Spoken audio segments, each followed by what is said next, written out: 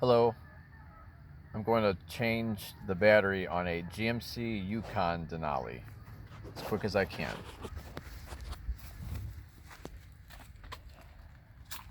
It's the Denali version. It's 2000 by checking the VIN. The 10th VIN is a Y, which represents a 2000. And X is a 99. This is how they did it, but this is the 9th VIN, not the 10th. But it's a Y, it's a 2000. GMC. No prep work done in it, except for the fact that I had this hood popped already. Yeah, it's 2000. 5.7 liter. Vortec. It's been sitting here for a while. There's the battery. Battery was about a year and a half old. It's showing 2017 when the battery started having problems. The vehicle hasn't been driven. So this is a Duralast. I'm guessing AutoZone or Advance Auto. Can't remember. I don't get batteries from them.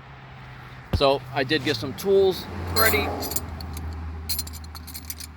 And I got a new battery. It's a little bit bigger battery, cold cranking amps, but all right.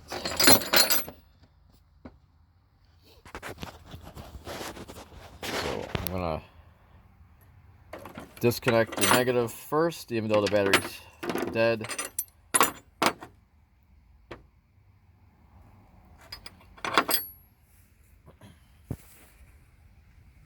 All right, I use this 5/16. This one doesn't look stripped. Most of them are. This one's not. It's a ratchet.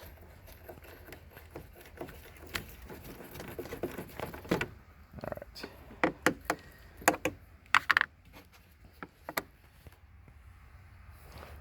Connections look good. That's good. So I'm gonna put this out of the way. Now this one has 2 positive cables on it, and a lot of times these are loose. This one's not, and the reason they did that is if you follow this around, this one goes down. This outer positive cable goes down to the starter, and this one feeds the fuse box and or the other battery that's not there. And so they run it through this fuse, 175 amp fuse, and you see their cable down here coming out the bottom right here.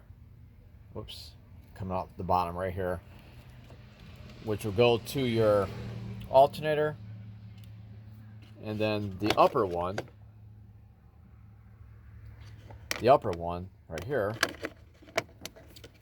it's going to follow across the top.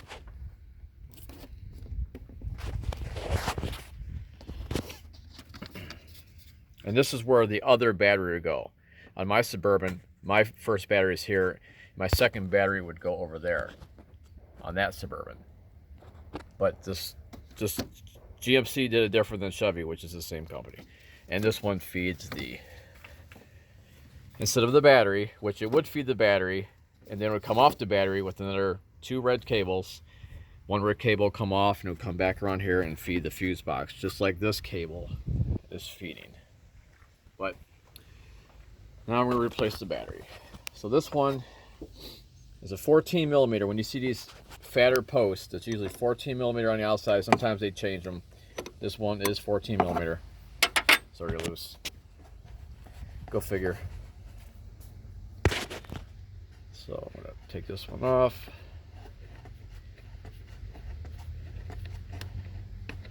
Don't want to lose it.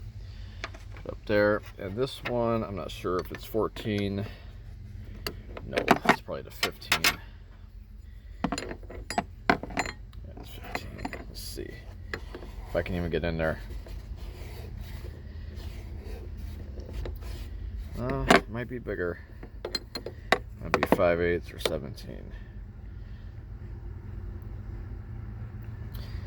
Yeah, it's probably 5/8. So what I'm gonna do,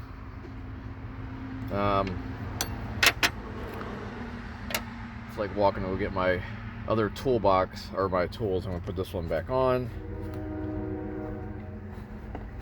I'll just pull the whole stud out.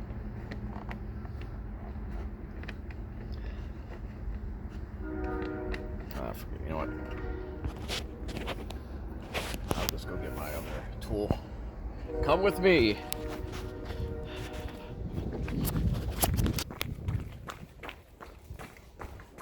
And I was running. Alright, 17. Should be 17. Or maybe 5/8. Alright. My messy toolbox.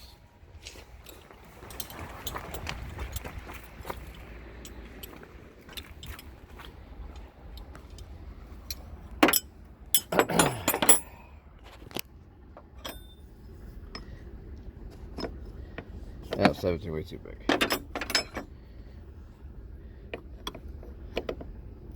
Aha, 5/8.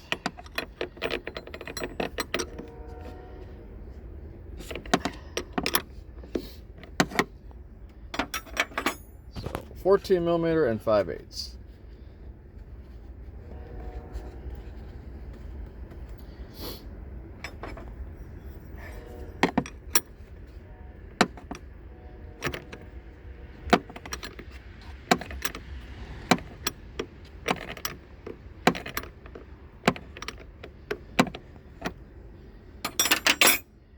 Can't believe that outer post was that loose. I mean, I can, but no corrosion either. That was crazy. And these look okay there. Gotta check them both. Having a hard time holding this phone. And that one looks good in there. Good, I'll just grease them up. Now I'm gonna move this out of the way. Now to work on that. And that is a 13 millimeter. First, they usually always are. All right, let me see if I can crop this where you can still see as I do this. Because I'm gonna have to use 2 hands on this one, I'm pretty sure.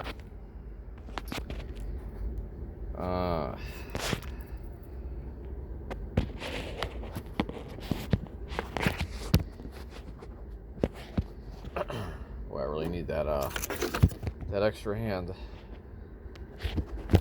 All right, see, this will work if you guys can see this.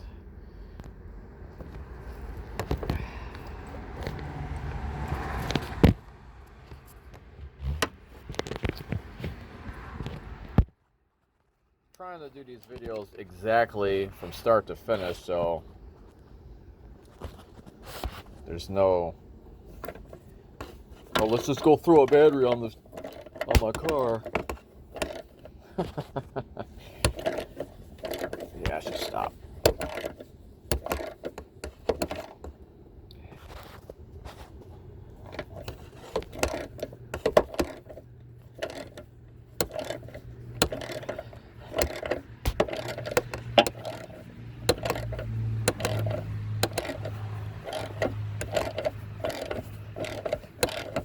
Just put your impact on. Who cares if it breaks? The battery ain't gonna go anywhere. The cables will hold it down, right? Alright, so that's out.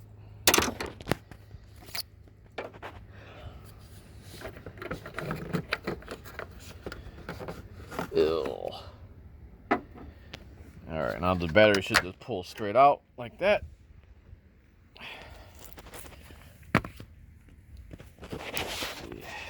Well, that's pretty yucky, full of water. It just rained. At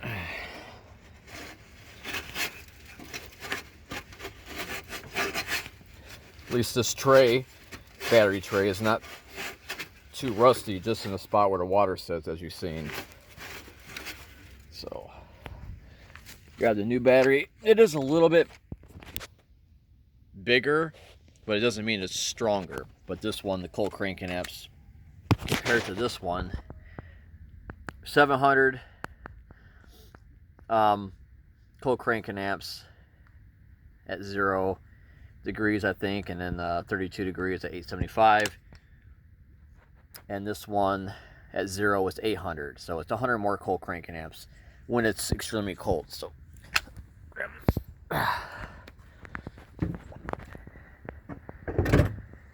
and it fits. No overlap. Reverse procedure. Take this thing off. I'm gonna put a little grease on the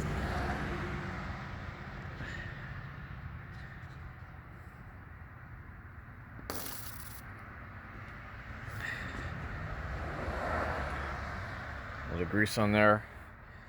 Put this down. Start it by hand.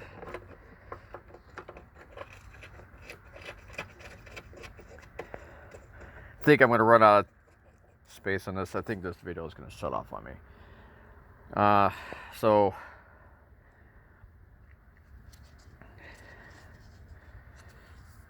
get some grease in here. Maybe I can set the phone straight.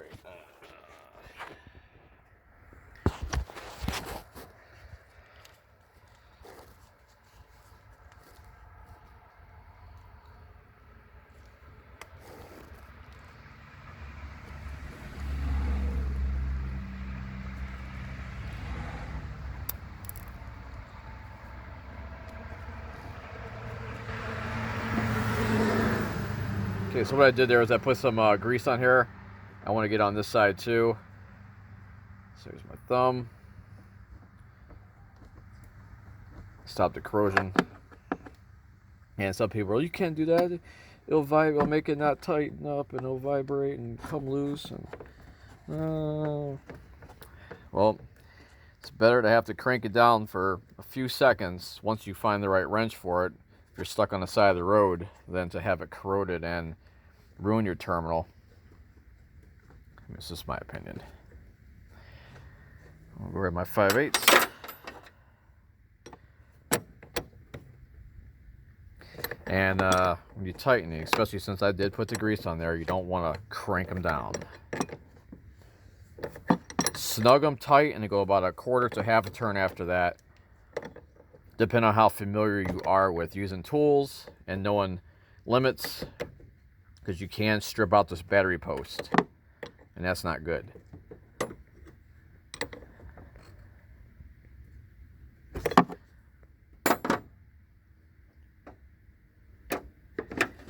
Alright, so I got that one on.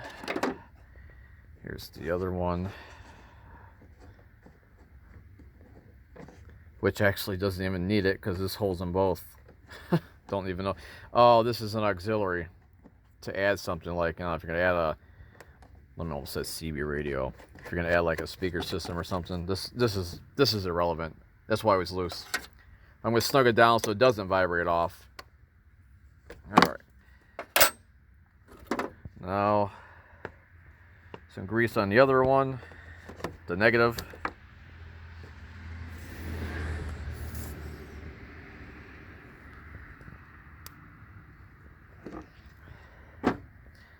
Put that on. I already hear the door locks going crazy.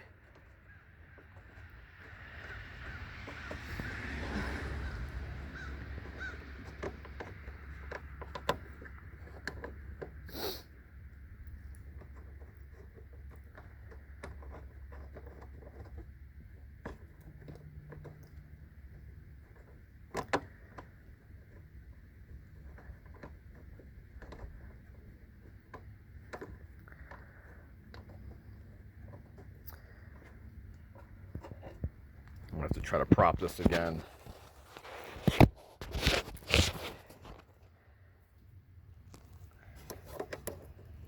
Because you don't want to, you don't want to cross thread these.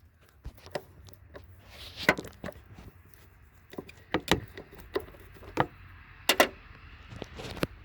try to use my other, I can't.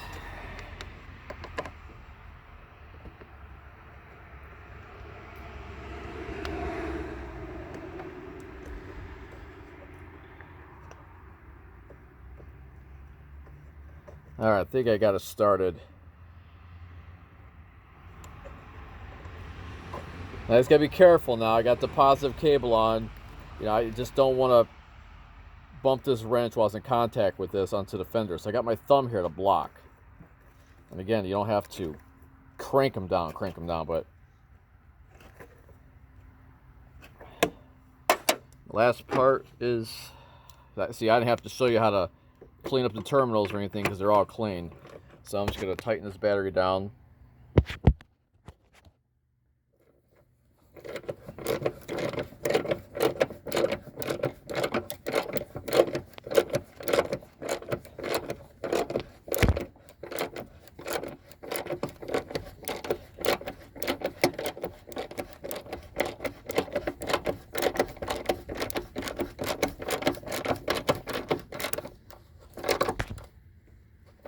This thing may not start. I gotta fill in the fuel pump or something's up with it right now, but all right, so that's it.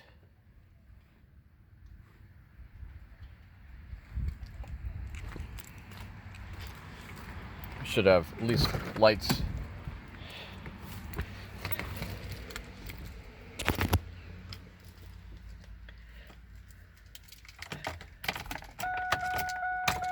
Yay! And it starts right up. It's a nice truck. And don't start a vehicle with tools on the car. Thanks for watching.